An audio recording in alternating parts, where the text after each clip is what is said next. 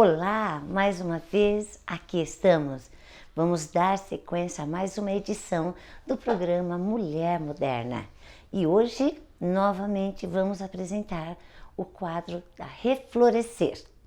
Teremos outras coisas mais. Fique conosco, porque você vai gostar muito e terá muitas novidades para você.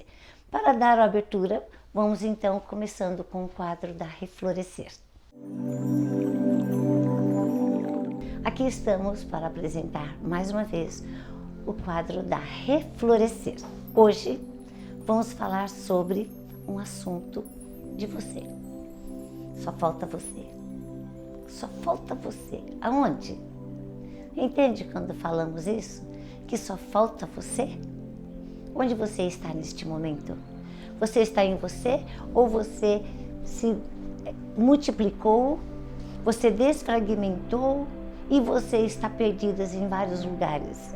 Onde estão as suas partes que você às vezes não se encontra, não acha onde você está. Só falta você. Então vamos falar sobre isso.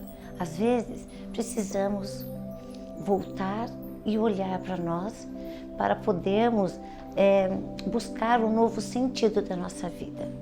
Quantas vezes você ficou parado nas crenças que foram trazidas para você?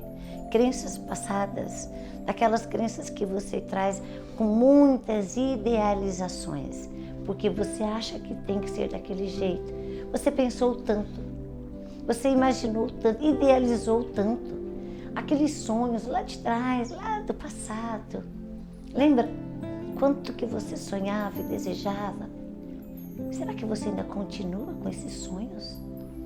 Isso, você continua com aquelas idealizações daquilo que você sonhava e que não aconteceu? Daquele amor que você teve e que você sonha até hoje com ele. Passa anos, vem uma vida, você refez a sua vida ou família, mas você ainda traz, e se eu ainda o encontrasse? E se eu pudesse estar com ele? Seria diferente. Então você vive tanto uma história do passado, vive tanto uma idealização, que você esquece de viver o que você está vivendo hoje. Você não entra no seu presente, aquilo que a vida está te apresentando hoje. Mas você insiste em não entender. E é isso, quando acontece, você se perde de você. Por isso, onde está você neste momento? Você está presente onde você está? Estar presente no seu trabalho. Todas as vezes, todos os dias que você chega no seu trabalho, você está presente lá? Você está ali para fazer aquilo que você foi contratada para fazer? Que você foi acertada? Teve um acordo entre vocês? Você está ali para isso? Ou você não? Você não se encontra no seu trabalho? Tudo é difícil, vira um sofrimento, cansado, você não vê a hora de ir embora, você não vê a hora de chegar ao final de semana. Onde você está?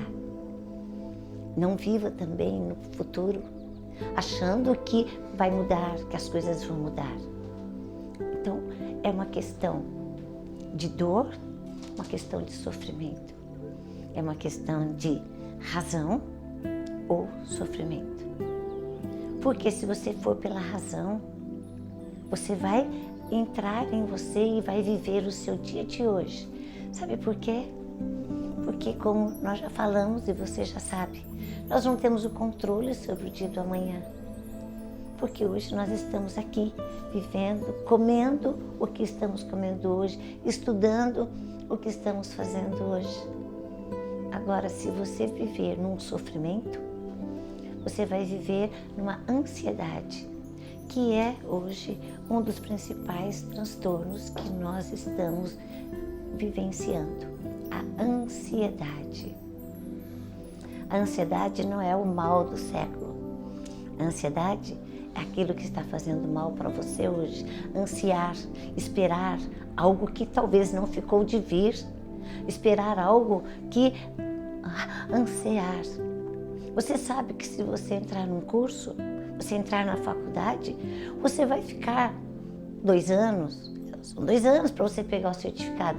4 anos, 4 anos para você pegar o certificado. Entrou numa faculdade, psicologia são 5 anos.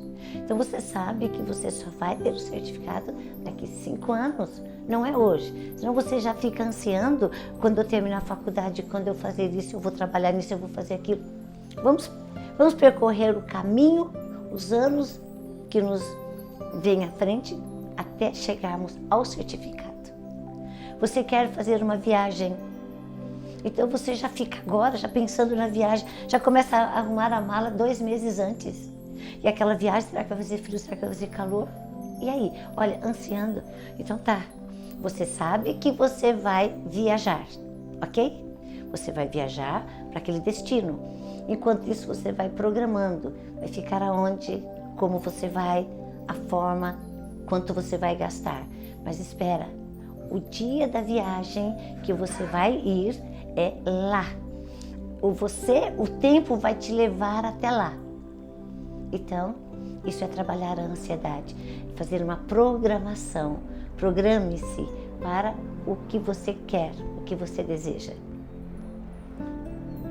Agora, se você viver também um outro sofrimento, naquilo que passou, naquelas possibilidades que não aconteceram, naquilo que você idealizou e não aconteceu, você está vivendo um passado, você está se depreciando. Depressão vem do depreciar-se, não deu certo, não vou conseguir, nada dá certo. Não. Se você prestar atenção no presente, aqui, você chegou aqui. Tudo deu certo, até aqui. Então, o que você fala? Eu estou aqui. Aonde vem a frase? É questão de honra ou sofrimento. Honrar o que você está vivendo hoje. Honrar o seu trabalho, a sua casa, a sua família. Honrar você. Olhar para você, voltar-se para você. Então, muitas vezes, nós sofremos.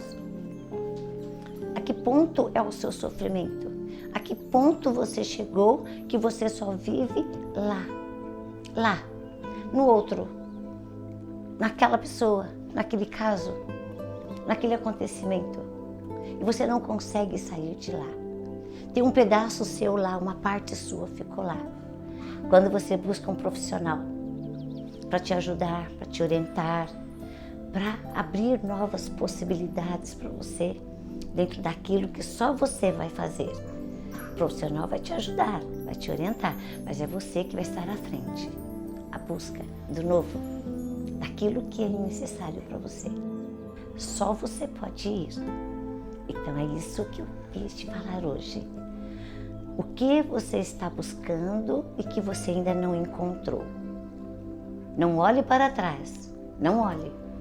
Porque todo o caminho que você trilhou te trouxe até aqui. Então você foi vitoriosa, você chegou até aqui, concorda? É daqui para frente, é a partir de hoje. Como diz, é o que você está fazendo hoje, será o resultado do amanhã, mas o amanhã ainda virá. Quando nós plantamos uma plantinha, nós temos que esperar ela enraizar, abrir um caule, a folhinha, e vai aparecendo. Ela vai crescendo todos os dias. Então pensa, hoje você está plantando. Lembra quando você plantou lá atrás aquele feijãozinho no algodão? E cada dia você ia olhar, e pronto, nasceu. Não, ainda não. Ó, tá demorando. Então, é isso. Lembra do feijãozinho que você plantou lá atrás? E depois, você tirou aquele feijãozinho do algodão, que você colocava a aguinha, e você plantou na terra. Então, lá atrás aconteceu. Quantos anos você tem hoje? Veja a árvore que cresceu. Veja os frutos que você está colhendo hoje, dessa abundância que você está. Abundância, porque você tem saúde, você tem força, você tem coragem, você está persistindo. Olha quanta coisa você tem. É a partir de agora que você vai ver, com tudo aquilo que você plantou, o que você está fazendo hoje. Realizar os seus sonhos, seus desejos hoje.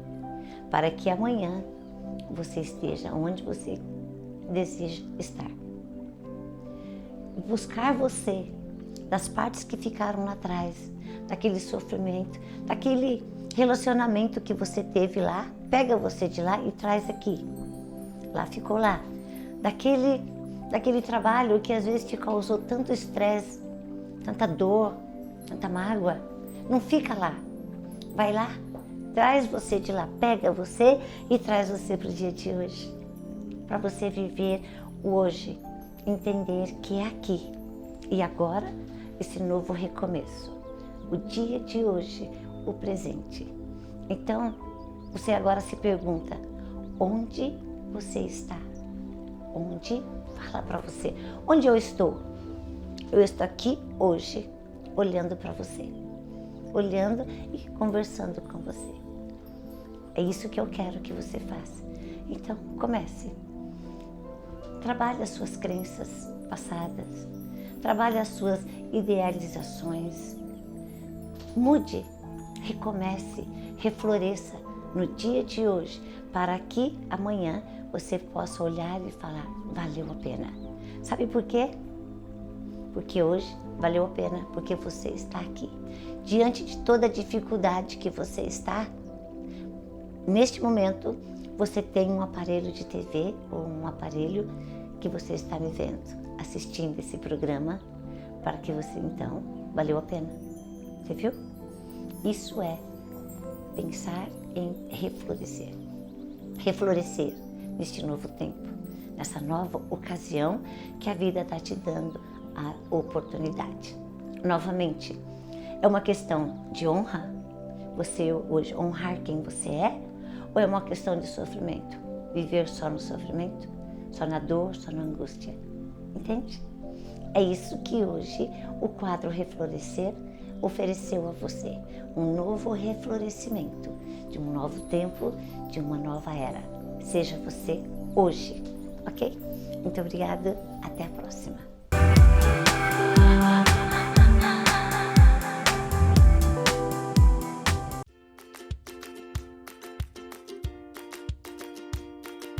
Os fogões elétricos da Lair são fabricados em aço inoxidável de 1 e 2 bocas, sendo 3 modelos de bancada e 1 de embutir.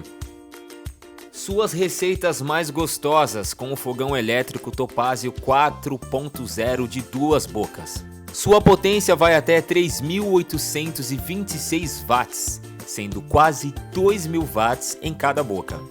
Tem o painel em braille com indicativo de calor em 3 posições, mínimo, médio e máximo, e o isolamento térmico no painel frontal. Super portátil e você pode levar para onde quiser, só ligar na tomada e pronto.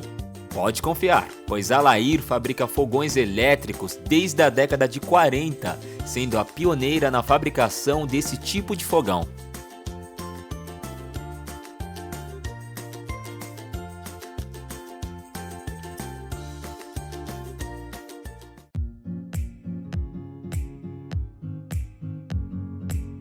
Os fornos elétricos da Lair, linha Revolution, são totalmente fabricados no Brasil com matéria-prima de qualidade, portáteis e ótimos para o seu dia a dia. Este lindo forno elétrico da Lair, modelo líder, tem 46 litros de capacidade interna, um designer moderno com potência de total 1.750 watts, sendo 1.000 watts na resistência inferior e 750 watts na resistência superior.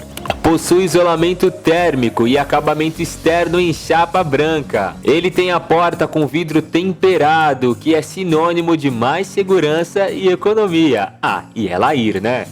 E tem mais, ele é Easy Clean. Possui um termostato de precisão e automático que vai de 50 até 300 graus.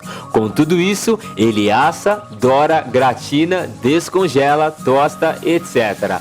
Tudo para você preparar seus alimentos com muito mais sabor e segurança.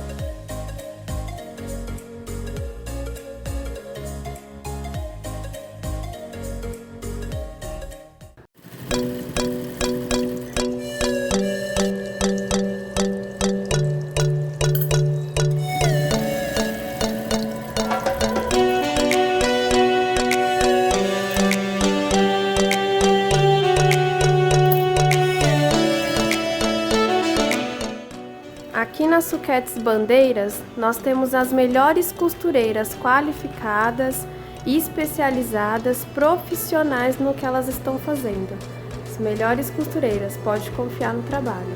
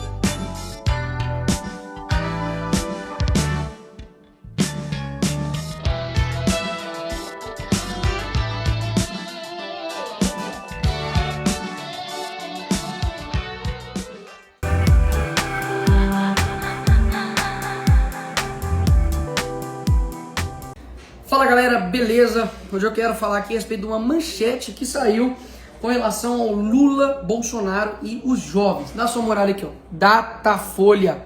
Lula tem 51% entre jovens de capital, Bolsonaro 20%.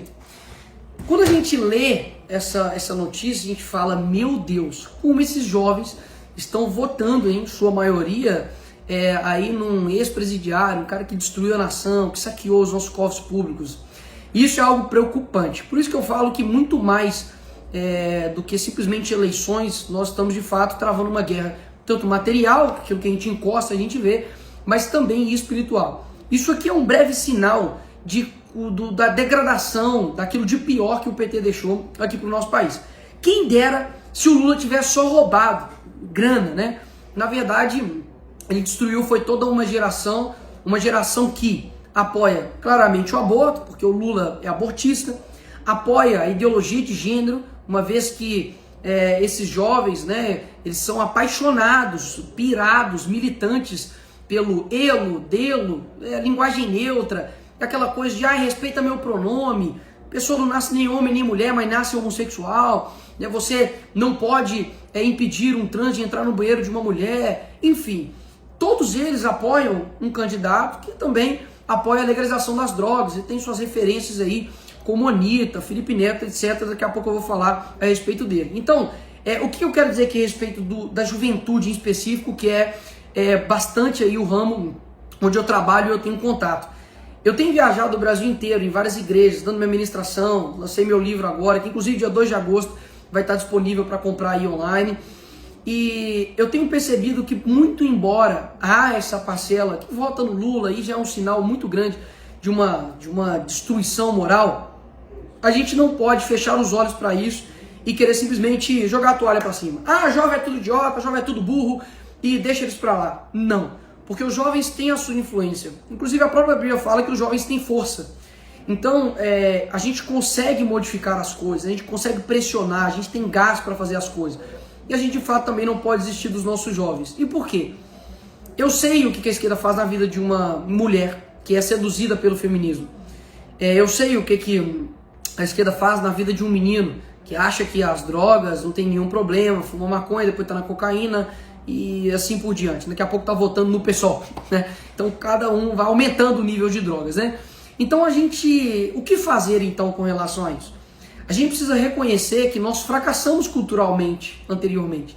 Assim como a esquerda também fracassou. O socialismo ele é filho do fracasso. Ele viu que na Primeira Guerra Mundial não deu certo e viu que não estava dando certo fazer revolução armada, tentaram fazer a revolução das massas e agora eles estão fazendo a rebelião das minorias. Então eles aprenderam com seus fracassos. nós de direita também estamos nesse momento de aprender com os nossos fracassos. Nós fracassamos culturalmente, nós não dominamos, nós não temos nem um tipo de jornal impresso de direita conservador. A gente não tem uma Hollywood que produz filmes bons, conservadores. A gente tem pouquíssimas coisas e quero deixar aqui bem claro que existem poucas coisas de direita, mas que são excelentes, mas que precisam ser fomentadas. A gente precisa dar mais visibilidade a isso, como por exemplo Brasil Paralelo, Conexão Política, Expressão Brasil, o próprio jornal, né, aí da Jovem Pan, Pingo nos Is. Enfim, nós temos ainda, mas é muito pequeno ainda em termos da produção cultural que a esquerda tem. Então qual que é a solução? Primeira coisa, a gente ter paciência de querer construir novos jovens e novas referências. Porque enquanto isso, a esquerda, por exemplo, tem um Felipe Neto, que não é político, mas que influencia. Dá só uma olhada aqui nesse tweet aqui, ó, que ele fez a respeito dessa matéria. Ele colocou o seguinte: desculpa, mas estou feliz demais com a revelação desse número. Opa, peraí que tá coisado aqui, peraí. Foi só falar em Felipe Neto que eu tentava, né? Oh, meu Deus do céu. Travou! Eu vou ler aqui. Meu Deus, agora o foco da câmera tá aí, voltou. Meu Deus do céu, só falar em Felipe Neto que as coisas travam. Estou feliz demais com a revelação desse número. A queda do demônio, tá falando o presidente, para 20% entre os jovens é motivo de muita celebração. Falta pouco para essa corja voltar para dentro dos bueiros de onde nunca deveria ter saído. O Felipe Neto, né, ele é uma das vozes, né, entre esses jovens e crianças e adolescentes, juntamente com a Anitta e etc. E uma das coisas que a gente faz é subestimar essa galera, né? Ah, não, Felipe Neto é um idiota. Ele é um idiota, mas como diz Nelson Rodrigues, os idiotas não vão ganhar o mundo por conta da razão, né? Mas porque de fato eles são muitos. Então eles são muitos idiotas que esse pessoal simplesmente influencia e produz. Então ele está comemorando aqui algo que de fato é assustador, né? De que nós temos aí 51% entre os jovens das 2 maiores capitais do Brasil que votam no Lula. Uma pessoa que é abortista, que defende ideologia de gênero, que quer aí, que fala, né, que quer colocar padres e pastores em seus devidos lugares, quer fazer uma moeda única para a América Latina, que fala que deixa o bandido lá, o menino menor roubar uma coisa lá só para ter um celular, né, roubar um celular, etc. É um cara que ojeriza, né, a democracia, uma vez que ele quer regulamentar as mídias. Então, como nós vamos ganhar esses jovens? Se você é de esquerda e está vendo esse vídeo, vou falar uma coisa para você. O candidato Lula que você está aí apoiando, ele defende a regulamentação da mídia. Hoje você tem um TikTok, você faz sua dancinha, né? Você faz um monte de coisa aí, rede social, recebe notícias. Isso porque você tem uma liberdade midiática e de imprensa. Algo que muitas vezes é colocado para o Bolsonaro, o cara carrancudo, que antidemocrático, mas que o Lula está no plano de governo, por exemplo, do PT, do Haddad, que ele quer regulamentar a mídia, e já falou várias vezes o Lula que ele também quer regulamentar a mídia. Agora, você que é de direita, você que é um pai, mãe, você que é jovem, adolescente, está me escutando aqui, como você vai ganhar os jovens? Se fazendo de jovem. O que eu quero dizer? Paulo, na Bíblia, ele fala que ele se fez de sábio para ganhar o sábio. Ele se fez de louco para ganhar o louco. Ele se fez de fraco para ganhar o fraco. Tem hora que a gente tem que se fazer de besta para poder ganhar o besta. Então você vai ver uma menininha ali que não tem no máximo uns 3 neurônios, sabe? Um bate com o outro ali, um não entende o outro, briga entre si ali. E como você vai abordar essa pessoa? Mandando um vídeo do Bolsonaro? Não, porque ele já tem, a mídia já colocou, já endemonizou já, né, o Bolsonaro para ela. Como que você vai fazer então? Aborde ela de uma maneira com que ela entenda. Faça perguntas, sabe? Mostre para ela, olha, você gosta do TikTok, você gosta de não sei o quê? Sabia que lá na Coreia do Norte não pode isso? Sabia que os países comunistas isso nem existe? Sabia que o Lula está querendo botar isso? É um fato, não é minha opinião, é um fato. Começa a trazer argumentos sólidos para essas pessoas, de uma maneira mais sábia, uma maneira com que ela consiga entender. Caso contrário, a gente sempre vai estar falando um para o outro. E eu quero deixar aqui bem claro, né, que por mais que há essa quantidade de pessoas que Felipe Neto cria, que a Anitta cria, vários artistas, várias pessoas que estão direcionando os jovens para uma destruição moral, nós permanecemos firmes e o carinho que vocês têm comigo, sabe? Poxa, hoje mesmo eu estava aqui no gabinete e eu recebi uma cartinha aqui, ó. Olha a letra dessa menina, velho, bizarra. E assim, uma carta de simplesmente me revigora e dá esperança pra gente continuar o nosso trabalho e ganhando essa geração, né? Se eu estiver falando aqui para milhares de pessoas e uma pessoa já entendeu o que eu estou falando, já fico extremamente feliz.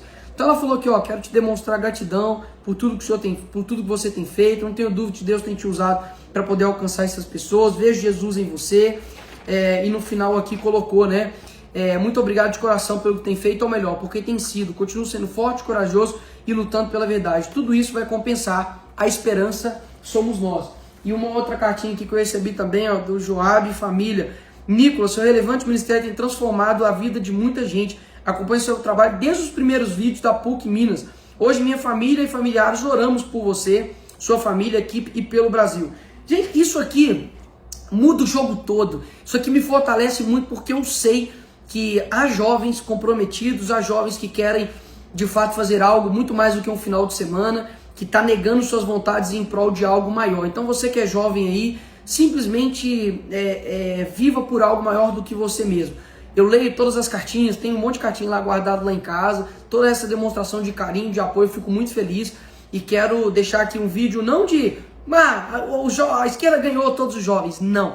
Existem jovens comprometidos e por mais que você não consiga ver isso agora, demorou um tempo para eu poder ver o fruto da plantação que eu fiz lá atrás de me posicionar. Então permaneça firme, fica aí, sabe, firme naquilo que você acredita porque vale a pena. Não busque o reconhecimento porque reconhecimento passa e o que você tem que só buscar fazer é fazer o certo, beleza? Então, se você entendeu, eu quero deixar isso aqui, que é a minha frase, é algo que tem batido no meu coração, que é a esperança somos nós, né? Se você é um jovem, um adulto, um velho, uma criança, um idoso, um adolescente está vendo esse vídeo, comenta aí no vídeo, a esperança somos nós, porque eu tenho certeza que por mais que o outro lado tenha formado jovens aí sem neurônios e enganado várias almas e corações com mentiras, nós vamos ganhar jovens com a verdade, tá bom? Então um abraço a todos vocês aí e tamo junto.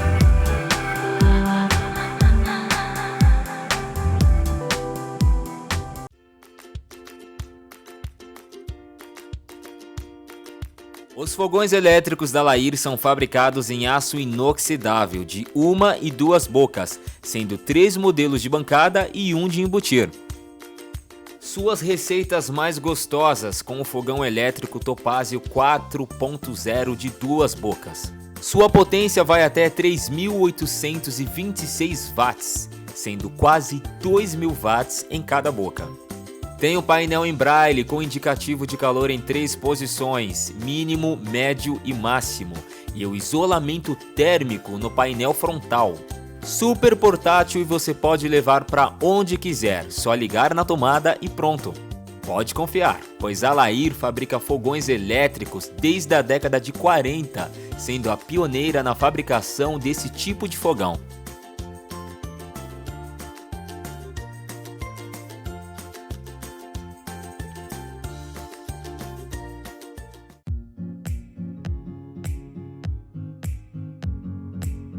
Os fornos elétricos da Lair, linha Revolution, são totalmente fabricados no Brasil com matéria-prima de qualidade, portáteis e ótimos para o seu dia a dia. Este lindo forno elétrico da Lair, modelo líder, tem 46 litros de capacidade interna, um designer moderno com potência de total 1.750 watts, sendo 1.000 watts na resistência inferior e 750 watts na resistência superior.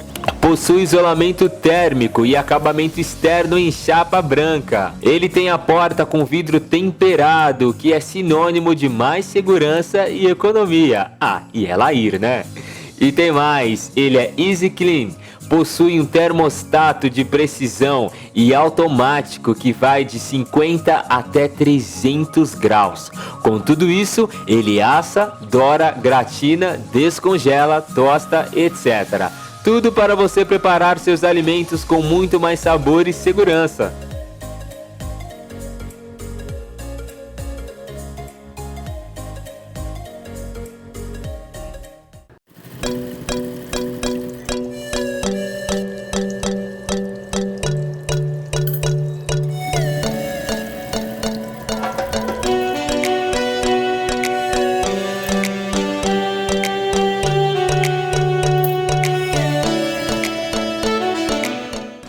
Aqui na Suquetes Bandeiras, nós temos as melhores costureiras qualificadas, especializadas, profissionais no que elas estão fazendo. As melhores costureiras, pode confiar no trabalho.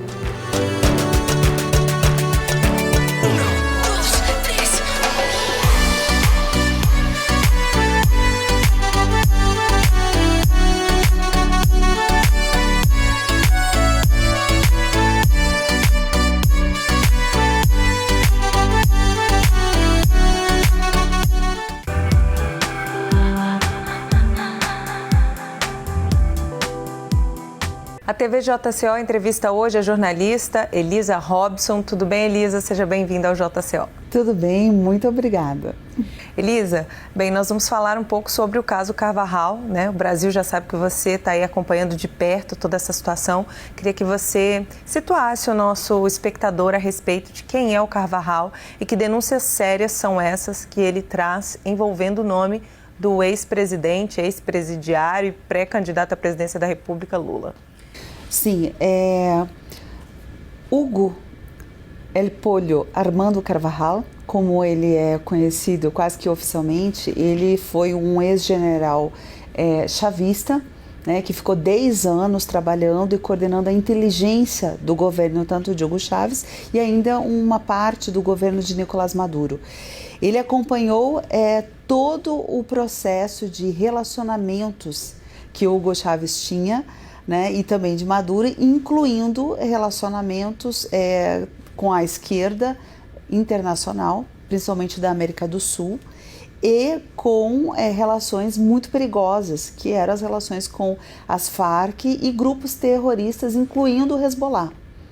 Então ele esteve assim enxergando por cima esse labirinto todo que foi montado em termos de inteligência, de comunicação, de relacionamentos, e também, principalmente, de financiamento de grupos políticos, né?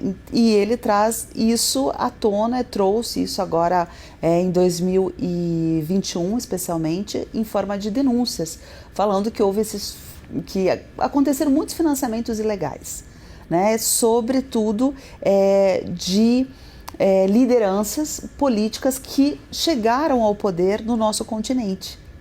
Então, em vários países da América do Sul, né, ele aponta que o poder foi praticamente sequestrado, os governos foram sequestrados porque personalidades como, por exemplo, Cristina Kirchner chegou ao poder na Argentina em função do financiamento ilegal que era feito através da estatal petroleira deles, a PDVSA, mais o narcotráfico. E dentro de todo esse sistema de patrocínio, né, ilegal destes governos, ele citou nominalmente várias lideranças importantes, incluindo o ex-presidente Lula, né, como um dos beneficiários, e que não só ele, toda a estrutura em volta dele, a estrutura de esquerda, segundo as denúncias de Carvajal, foram todas financiadas dessa forma que é absolutamente ilegal, né? Então, esse, na verdade, é o cerne, né, de tudo que envolve hoje as denúncias do Carvajal, que está em Madrid, na Espanha, porque ele também fez essa conexão com o governo que está hoje, enfim, né, no poder lá na Espanha, e igualmente na Itália também apareceram essas conexões. Inclusive, você esteve recentemente na Espanha para acompanhar esse caso, né?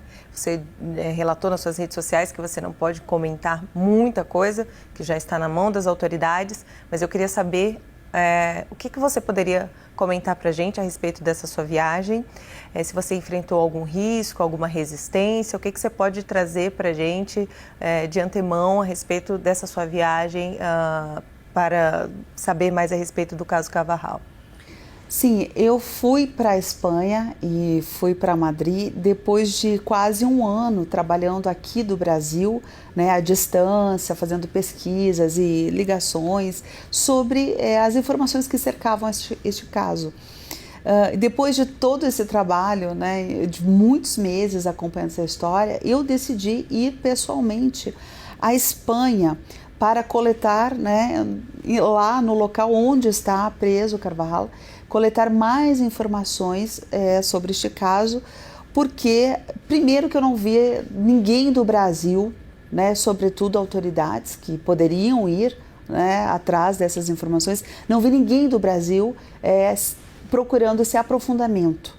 Então eu tomei essa decisão de ir, foi uma viagem de risco, porque eu não fui com nenhum aparato de segurança e muito menos proteção governamental. Eu fui de forma independente. Tá? E fui, inclusive contei com o apoio, né, de seguidores, de amigos, para que eu conseguisse, né, ir até lá e fazer o trabalho. Chegando lá na Espanha, especificamente em Madrid, eu comecei um trabalho então de levantamento de informações, fui atrás das fontes das quais eu já tinha estudado que poderiam me ajudar com essas, né, com alguns dados que eu considerava muito importantes, que precisariam ser levantados. Então, chegando lá na Espanha, eu comecei o trabalho mesmo de investigação jornalística.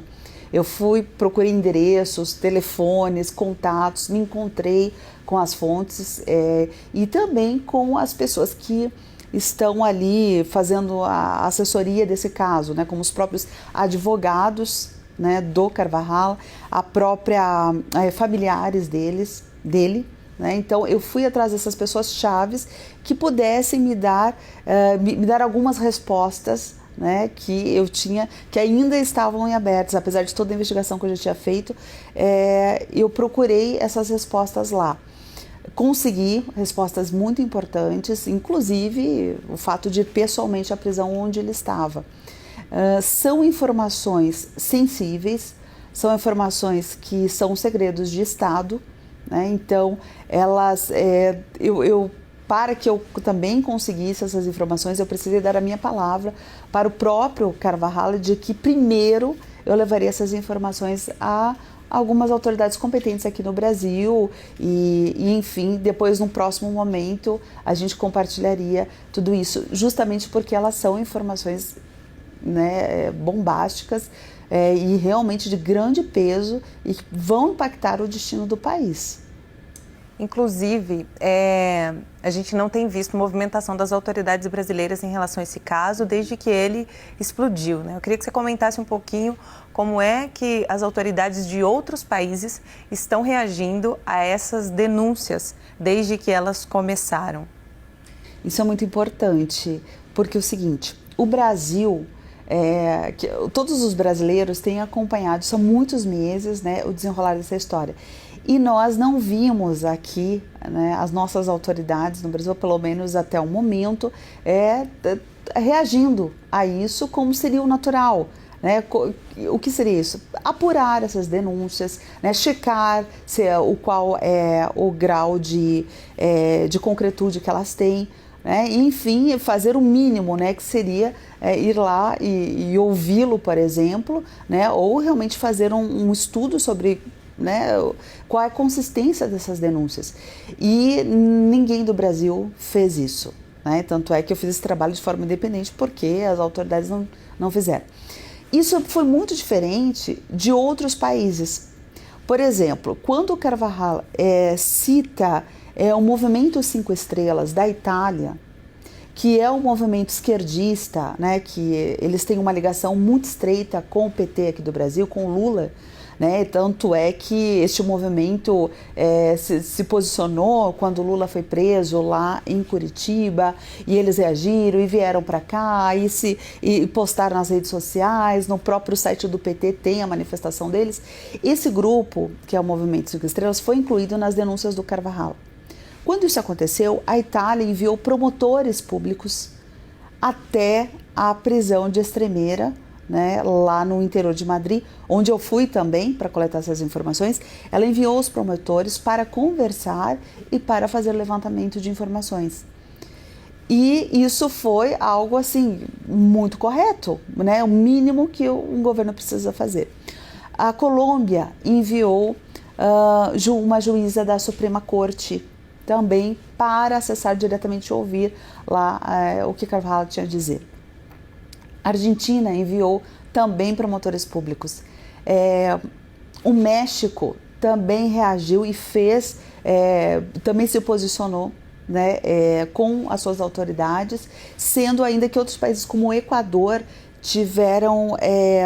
o Equador teve senadores e deputados também representando o governo do seu país, mostrando interesse e indo atrás dessas denúncias e dessas declarações. Então, comparado, né, a reação que outros países tiveram, o Brasil ficou absolutamente inerte, né, e isso foi muito lamentável, né, e nós estamos esperando, eu estou conversando com várias pessoas, várias autoridades, para ver se o Brasil dá uma resposta, né, ao governo brasileiro, em alguma instância, seja o Ministério Público do Brasil e outros órgãos aí, ou até mesmo parlamentares, né, que possam também se posicionar. Então é extremamente importante que o Brasil, né, que está aí há 90 dias das nossas eleições, realmente reaja, né, quanto a essas denúncias gravíssimas. Porque se, uma vez sendo comprovadas, elas vão indicar o quê? Que o poder no Brasil está sendo alvo de relações como, por exemplo, do próprio narcotráfico.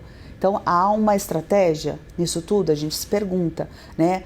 O que está armado aí para o Brasil em relação às próximas eleições? Eu me preocupo como jornalista, como cidadã, né, e como brasileira. Então, assim, e eu reagi, mas assim, nós estamos aqui trabalhando aqui em Brasília para que mais pessoas, né, que têm o poder nas mãos não tenham medo, né, porque esse é o pior cenário. Alguém ter o poder nas mãos e ter medo de tomar uma atitude. Então, é sobre isso que nós temos que conversar agora, né? Não ter medo, ter coragem, principalmente quem tem o poder na mão e recebeu esse poder por diversas formas, inclusive através do voto, como é o caso do nosso Congresso. Esse caso poderia tirar o Lula da corrida eleitoral? Pergunto o Lula porque ele foi citado pelo próprio Carvajal em denúncias. Se todas as denúncias que o Carvajal fez, né, ele decidir apresentar as provas, porque ele garante que tem provas concretas contra o Lula e contra a esquerda, se ele decidir apresentar essas provas, com certeza absoluta, o Lula não poderá participar dessa corrida eleitoral. Correto. Bem, a Audiência Nacional da Espanha, ela suspendeu a extradição do Carvajal para os Estados Unidos, né, temendo ali que ele fosse condenado à prisão perpétua, né, o pessoal ali do Tribunal Europeu dos Direitos Humanos, que é sediado na França. Como é que você vê isso? Carvajal, ele tem na sua estratégia jurídica, ele está fazendo todo o esforço possível para evitar a sua extradição para os Estados Unidos. Os Estados Unidos estão exigindo, né, estão também fazendo todo o seu esforço para que ele saia de Madrid e vá para lá, em função de acusações muito sérias aí de drogas, né, do tráfico de drogas. Carvajal tem tentado de tudo, a sua defesa tem tentado de tudo, por quê? Porque nos Estados Unidos eles não conseguiram chegar a nenhum acordo. Então a prisão perpétua para ele lá é algo assim plenamente possível. Então ele luta para não ficar nessa situação, né, ir direto para os Estados Unidos. A Audiência Nacional na Espanha, que é, né, a Corte Suprema lá da Espanha, ela atendeu a um pedido de uma corte, que é essa Corte aí dos Direitos Humanos, que fica lá na Bélgica, e essa corte, ela é uma corte que dá pareceres, né? Então ela deu um parecer, quase que no sentido de uma opinião sobre o caso, né? Ela não tem uma palavra final sobre o caso, mas ela é muito influente, né? A opinião dessa corte dos direitos humanos, ela tem um peso, e isso foi o que pesou então para evitar que o Carvajal fosse extraditado até o momento, né? Mas assim, ele tem feito de tudo. Para o Brasil, essa extradição agora também não seria o melhor, porque é importante que o Brasil tente fazer essa aproximação e colete, né, tente coletar todas as denúncias que ele tem antes que ele seja sumariamente enviado para os Estados Unidos, e daí pode ser que uma porta se feche, uma porta de oportunidades para nós entendermos melhor a gravidade dessas denúncias. Então, assim, são duas situações bem delicadas, né? A extradição dele seria uma condenação por outros aspectos, né? Que é a questão do tráfico de drogas, da qual ele é acusado, Mas ao mesmo tempo para o Brasil, o fato disso ainda não ter acontecido é uma oportunidade para que a gente possa estabelecer uma interlocução e fazer essa apuração dessas denúncias. Por que você acha que não há repercussão de um caso tão grave como esse no Brasil? A gente tem agora essa situação envolvendo o Marcos Valério, né? A revista Veja divulgou os vídeos como se fosse uma grande novidade, mas o fato é que em 2012, em 2016, o Marcos Valério já havia falado sobre essa chantagem que o Lula estaria recebendo, né, por envolvimento no assassinato do Celso Daniel. O Marcos Valério diz que o Lula foi o mandante do assassinato e a gente não vê uma repercussão, a gente não vê uma comoção, né, principalmente da velha mídia.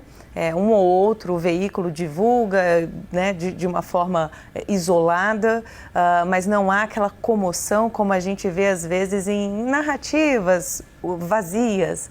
Por que você acha que não há repercussão nessas denúncias tão graves envolvendo um partido que teve aí à frente do país, né, com 2 ex-presidentes?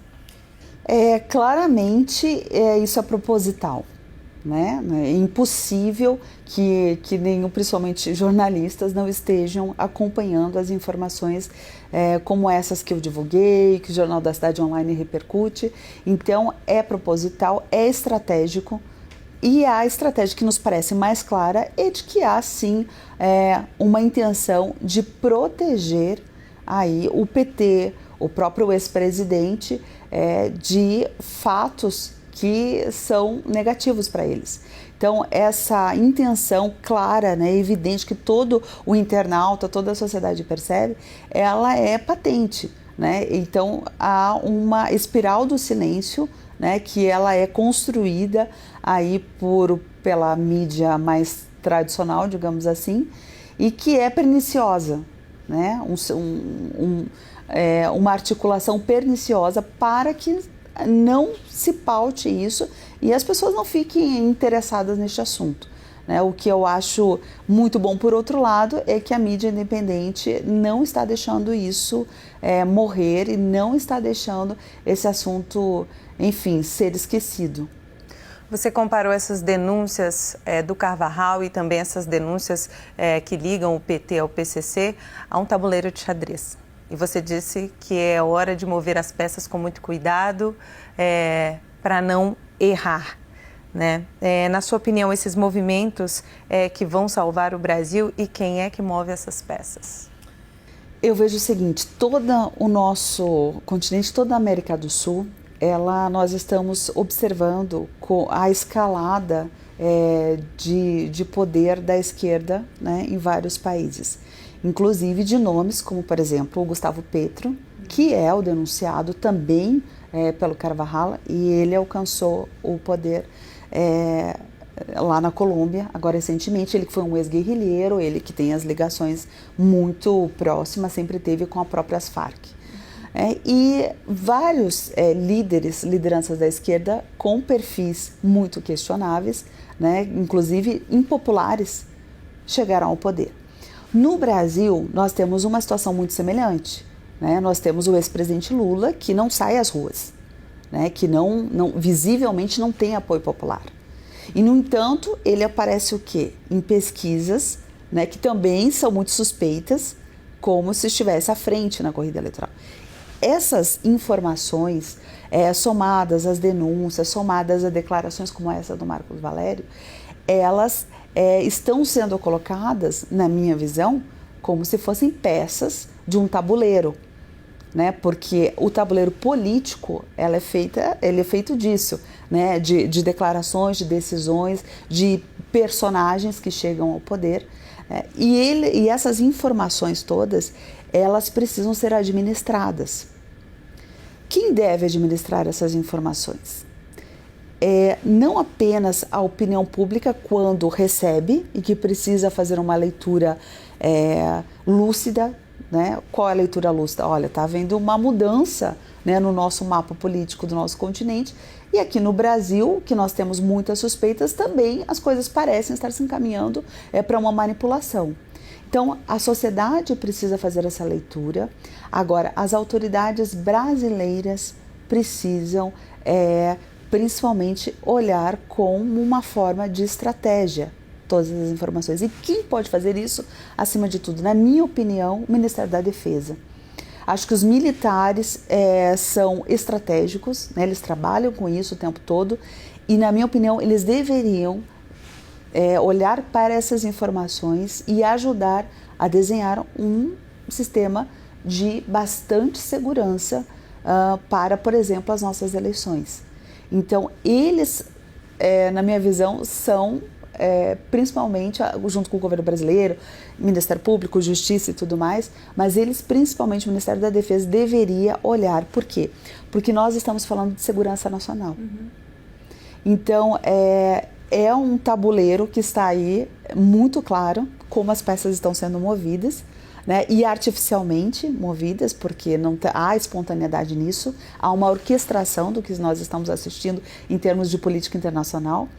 E eu vejo como, acho que o Ministério da Defesa, e que já tem se posicionado, né, em relação ao TSE, por exemplo, né, e que é muito bom, né, ele tem tido uma postura correta em relação, fazendo valer, né, a sua presença, né, nas nossas eleições. E por isso eu considero extremamente importante que, além de todos nós, né, a nossa defesa esteja atenta a tudo isso, porque é uma questão de segurança nacional. Os militares, inclusive, têm sofrido bastante ataques, né, de todos os lados, né?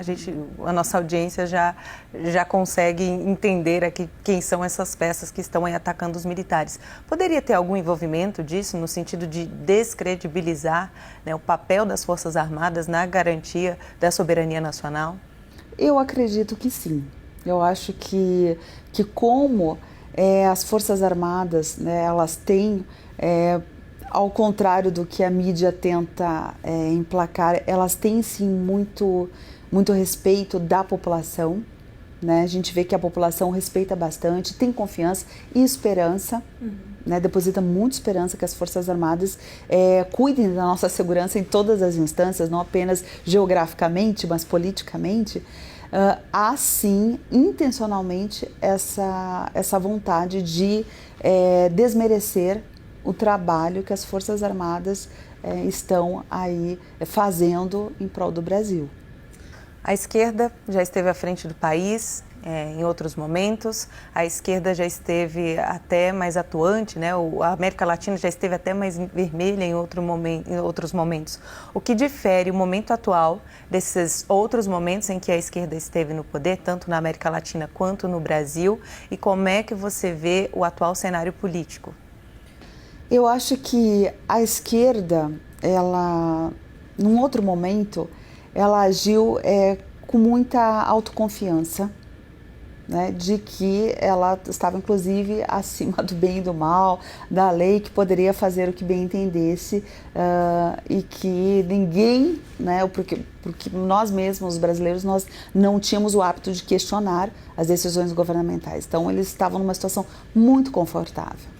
A esquerda de hoje, ela se vê agora num momento de muita...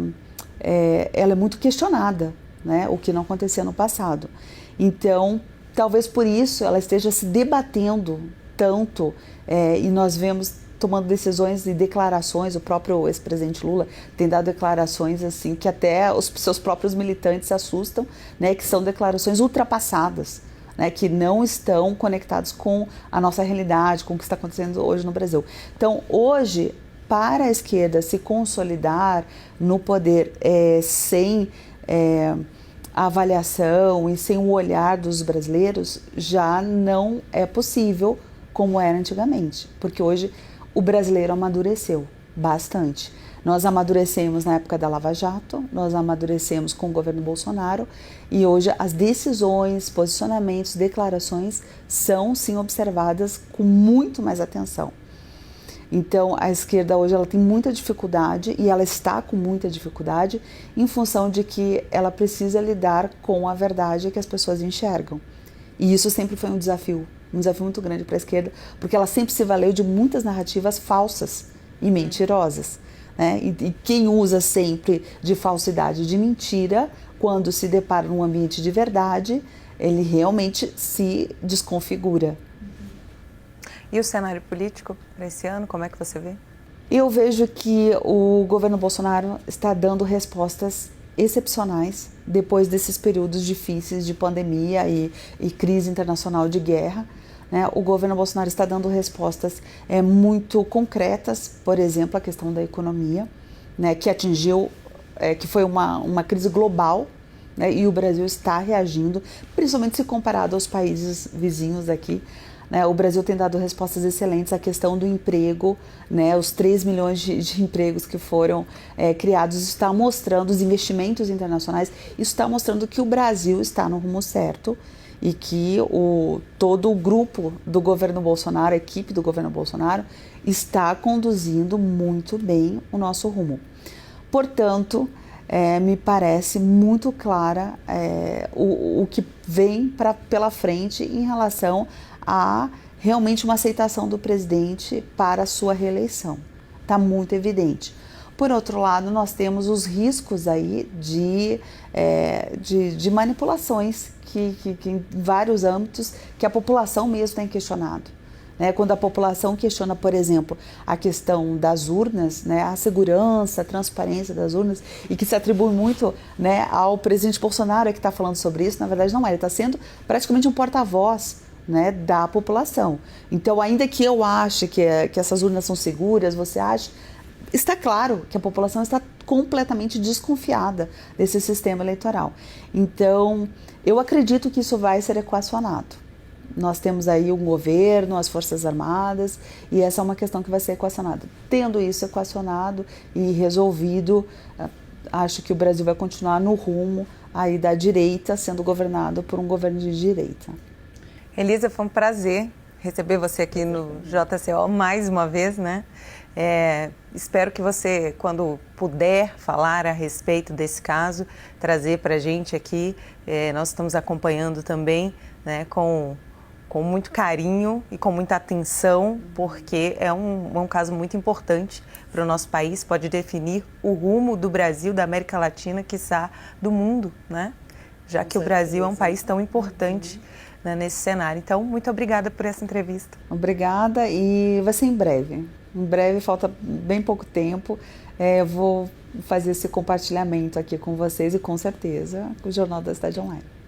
Vamos aguardar ansiosos. Obrigada. Para você que nos acompanhou até agora, obrigada pela sua audiência. Deixe seu like, deixe seu comentário e compartilhe o conteúdo para que outras pessoas também tenham acesso. Com informações de Brasília, Andréa Luiza Matias para a TV JCO.